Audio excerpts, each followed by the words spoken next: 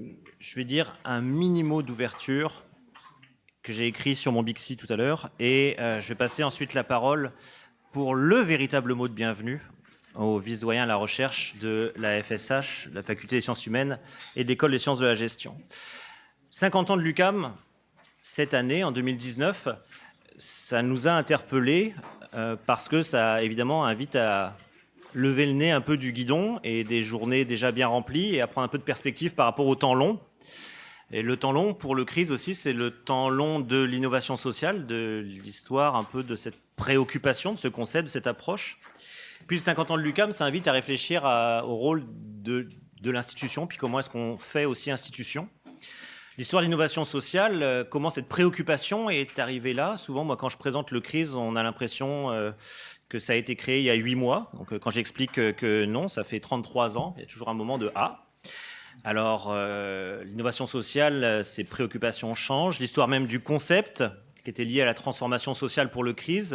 Aujourd'hui, il y a une multiplicité de conceptions de l'innovation sociale portée par des acteurs très différents. Donc, comment est-ce qu'on se positionne par rapport à tout ça? Donc, comprendre aussi la genèse du sens particulier de l'innovation sociale au CRIS, c'est une des chances qu'on s'est données aujourd'hui en revenant sur des projets structurants ce matin dans l'histoire du CRIS, qui ont forgé cette conception.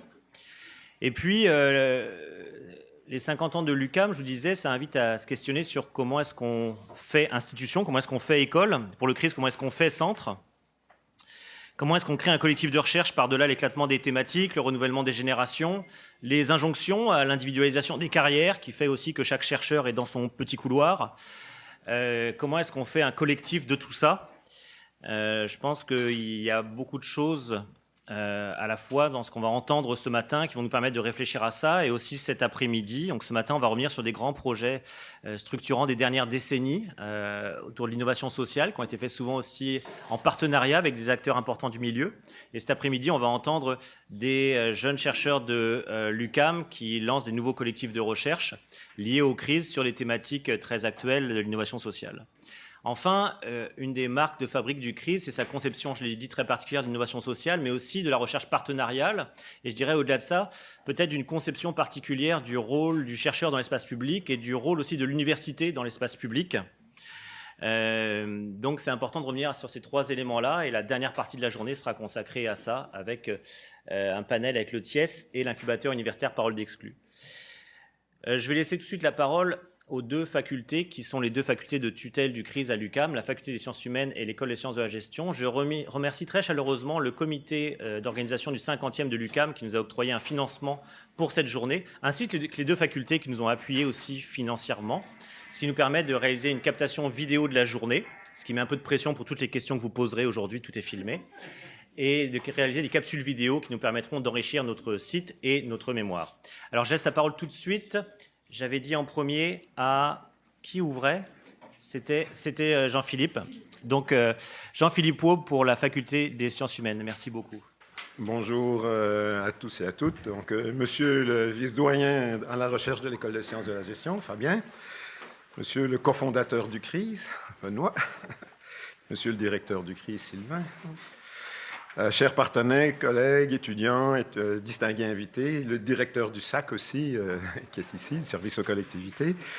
À titre de vice-doyen à la recherche de la Faculté des sciences humaines, je suis très heureux d'être parmi vous ce matin pour vous accueillir en compagnie donc, de mon homologue de l'ESG, Fabien Durif, à l'occasion de cette activité qui vient souligner plus de 30 ans d'études et de recherche sur l'innovation sociale à l'UQAM.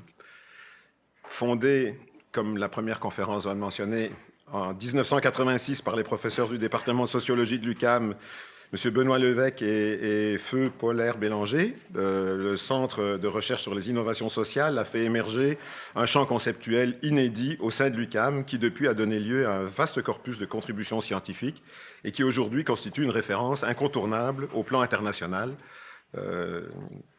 On est non seulement célèbre dans notre propre pays, mais à l'international, ce qui n'est pas banal, parce que d'habitude, l'international vient même avant d'être chez soi.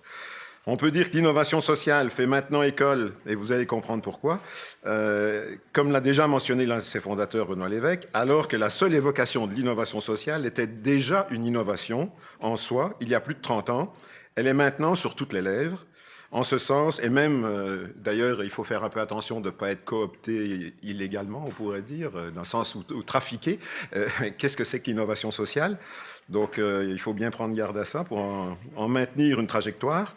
En ce sens, le CRISE a été un précurseur dans la conceptualisation et l'innovation sociale au milieu des années 80, où d'autres écoles à l'époque faisaient du bruit, mais c'est quand même l'innovation sociale qui a su prendre le dessus. Au fil des ans, le CRISE et ses chercheurs ont structuré un large pan de la recherche au sein de notre université et l'ont fait de manière originale, en étroite collaboration avec les acteurs porteurs de l'innovation sociale. Et donc là, c'est vraiment aussi une originalité fondatrice, avec la constante préoccupation que les connaissances produites trouvent une valeur d'usage dans la société. Et c'est un des atouts, évidemment, qui fait que on est prophète dans notre propre pays, forcément, puisque on est directement ancré avec les partenaires. À cet égard, le CRISE constitue un véritable fleuron pour la Faculté des sciences humaines, pour l'ESG et pour l'UQAM. Son approche résolument interdisciplinaire a permis à plusieurs disciplines propres à la faculté de contribuer à enrichir le corpus et documenter l'innovation sociale, qu'on pense seulement à la géographie, l'histoire, la sexologie, le travail social et bien sûr la sociologie, qui en est le berceau ici à la faculté. Cette diversité disciplinaire qui caractérise la contribution scientifique du CRISE constitue sa plus grande richesse, d'autant plus que celle-ci rassemble chercheurs et acteurs issus de plusieurs universités et territoires qui, ensemble, collaborent à la co-construction des savoirs. En plus de s'attaquer à la question de l'innovation sociale, de l'économie sociale ainsi que de la transformation sociale, le CRISE a fait preuve d'audace, pour reprendre les termes du message de l'UQAM pour ses 50 ans, et d'ailleurs, et aussi de celui du scientifique en chef qui a bâti son programme Audace aussi, et a généré les initiatives ambitieuses. Ainsi, plusieurs de ses membres ont contribué à des ARUC. Dans la salle, vous devez savoir ce que c'est, des alliances de recherche université-communauté à l'UQAM, mais aussi dans d'autres universités québécoises, dont l'Alliance de recherche université-communauté en économie sociale, qui a vraiment fait école, et ancrée à l'UQAM, et qui a été dirigée par les professeurs et sociologues de la faculté, d'abord Benoît Lévesque, puis Jean-Marc Fontan. Ces derniers, en codirection avec Nancy Niedman, directrice du chantier de l'économie sociale, ont travaillé de près avec les acteurs du secteur, partout sur le territoire, ce qui a donné lieu à la mise en place de ce qu'on voit aujourd'hui, qui s'appelle le Réseau québécois de recherche partenariale en économie sociale. À cela s'ajoutent également de multiples équipes FQRSC, comme l'équipe du LAREPS, le laboratoire de recherche sur les pratiques et les politiques sociales, sous la direction d'Yves Vaillancourt, mais aussi le CRIEST, le collectif de recherche sur les innovations dans l'économie et la société et le territoire, dirigé par mon ami, collègue, et néanmoins collègue, non, collègue et néanmoins ami, dirigé par Juan Luis Klein. On se connaît quand même, on est arrivé à l'UQAM la même année, donc on évolue ensemble depuis tout ce temps-là. Ouais, on n'avait pas le même parcours avant. Et qui sont tous deux d'ailleurs à l'horaire des discussions de la journée. On peut aussi souligner l'apport de plusieurs chaires de recherche, que ce soit des chaires de recherche du Canada, comme la chaire de recherche du Canada en économie sociale de Marie Bouchard, qui a eu 10 belles années de chaires, ou des chaires UQAM, de nombreux autres financements de recherche issus des grands organismes subventionnaires, des fondations, des syndicats ou d'organismes gouvernementaux. D'ailleurs, le SAC a toujours été aussi une espèce de locomotive pour mettre des graines et que ça germe un petit peu par la suite aussi dans différents milieux. Ça a donné, bien sûr, naissance à beaucoup de subventions pour beaucoup d'étudiants qui ont, grâce à ça, été dirigés, co-dirigés et ont pu faire des études supérieures vraiment passionnantes. Récemment octroyé à de très grande envergure, et c'est ce qui montre qu'on continue. On peut aussi évoquer le Réseau canadien de recherche partenariale sur la philanthropie subventionnaire, le PhilAB, co-dirigé par le professeur Jean-Marc Fontan du département de sociologie. Toutes ces importantes infrastructures, tous les chercheurs qui les créent et les maintiennent concourent à édifier un écosystème de recherche dynamique et fertile. Le CRISE, à travers ces différentes infrastructures, participe non seulement à l'avancement, au partage et au transfert des connaissances, mais également à la réussite étudiante, ainsi qu'à la formation de la relève professorale et de personnel hautement qualifié.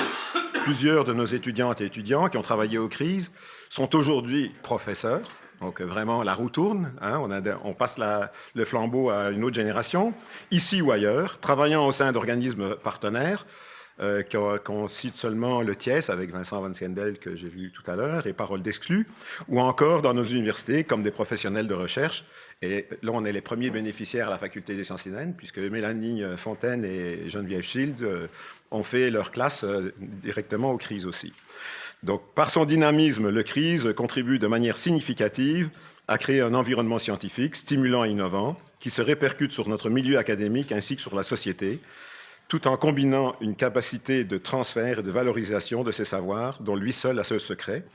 D'ailleurs, c'est un secret qui est de nouveau face à de nouveaux défis, puisque le regroupement stratégique va être en renouvellement. Et c'est vraiment, je pense que cette journée-ci peut être aussi fondatrice du virage que le CRISE peut prendre pour son renouvellement. On sait qu'il y a des nouveaux chantiers, comme les questions des Premières Nations et la question de la transition écologique. Donc, c'est vraiment au cœur des choses de ce colloque d'aujourd'hui qui est un tournant. En terminant, donc, je souhaite que cette journée permette d'estimer toute la richesse du chemin parcouru par le CRISE, ce qui a forgé son ADN et qui, évidemment, lui permettra de continuer. Je lève donc mon chapeau à vos réalisations des 33 dernières années et plus, et vous souhaite un avenir qui vous en offre tout autant et bien plus encore, avec un succès, évidemment, tout aussi québécois qu'international. Merci beaucoup et bonne journée. Non, je suis très heureux d'être avec vous ce matin. C'est les 50 ans de l'UQAM, mais il faut comprendre que l'ESG UQAM est beaucoup plus jeune que l'UQAM et aussi beaucoup plus jeune que le CRISE. L'ESG UQAM est une école de gestion qui est jeune, qui est audacieuse. On est simplement présent au Québec depuis 1991. C'est une école de gestion aussi qui n'est pas comme les autres, qui couvre des domaines de recherche complètement différents que peuvent avoir les autres écoles de gestion au Québec et à l'international. Oui, nous avons les mêmes domaines de gestion qu'on peut retrouver dans les autres écoles de gestion, mais on va aussi avoir la mode, on va avoir le tourisme, les études urbaines, la responsabilité sociale, la responsabilité environnementale. On redéfinit complètement la recherche et le transfert de connaissances en gestion, ce qui en fait une école de gestion complètement audacieuse. Et la recherche qui est faite aux crises sur la thématique de l'innovation sociale participe complètement à faire de l'école de gestion une école de gestion qui n'est pas comme les autres, une école de gestion qui est, je dirais, pas conformiste. Et ça, nous en sommes extrêmement fiers. Alors, il y a de nombreux professeurs qui jouent un rôle important depuis la création du CRISE. Il y a certains que je ne connaissais pas, notamment de 2003 à 2009, Denis Harrison qui a dirigé le CRISE. Et aujourd'hui, depuis le 1er juin, on a la chance d'avoir Sylvain Lefebvre, qui est aussi le co-directeur du Philab. Et je félicite de diriger actuellement le CRISE. On a Annie Camus, qui est une co-directrice du CRISE, et on a Marie Bouchard, qui dirige un axe responsable de l'axe entreprise collective. Au total, c'est 8 professeurs qui sont membres réguliers du CRISE provenant de l'ESG et 5 membres associés. Donc, quand même 13 professeurs qui sont associés au CRISE au sein de l'ESG. C'est une masse assez importante et nous en sommes extrêmement fiers. Je tiens à souligner le travail réalisé par Marie Bouchard, qui est une pionnière. Partout où je vais, on me parle de Marie Bouchard.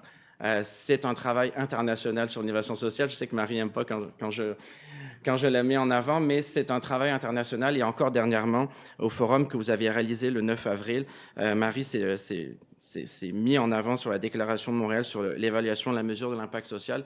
Nous sommes extrêmement fiers de ces réalisations internationales et d'avoir des chercheurs de haut niveau sur cette thématique-là. Alors, vous allez voir cet après-midi aussi de nombreux jeunes chercheurs qui participent à la relève. Et je dirais que le CRISE, c'est aussi ça, c'est permettre à des jeunes chercheurs de l'ESG de s'illustrer et de participer à la relève de la recherche à l'ESG et qui crée aussi un certain dynamisme entraînant de la création des unités de recherche fondamentales, mais aussi des unités à vocation transfert. Alors, je veux simplement relever certains d'entre eux et je citerai comme exemple certains parcours exemplaires. Je ne l'ai pas encore croisé ce matin, mais notamment Valérie Michaud, par exemple, qui a obtenu cette année le prix de la relève professorale de l'ESG. Je tiens à la féliciter encore très fortement, et notamment qui est la responsable de l'équipe de recherche gestion des entreprises sociales et collectives, avec certains de ses collègues qui y participent, Maud Léonard, Sonia Tello-Rosas. Je vois aussi René, qui est, nous sommes extrêmement fiers, qui est le premier titulaire d'une chaire stratégique à l'ESG. C'était notre première. Maintenant, on en voit une deuxième, mais René va être là cet après-midi sur recherche sur la transition écologique, une thématique extrêmement importante pour l'ESG. Et puis Émilie, que je n'ai pas encore vue ce matin, Émilie Fortin-Lefebvre, qui est aussi tout juste récipiendaire d'une nouvelle unité de vocation au transfert à l'École des sciences de gestion, qui est le centre d'expertise en soutien à l'économie économique des premiers peuples. Donc vous voyez des sujets de recherche dont souvent on ne peut même pas imaginer que ça puisse exister dans une école de gestion. Mais oui, ça existe à l'École des sciences de la gestion.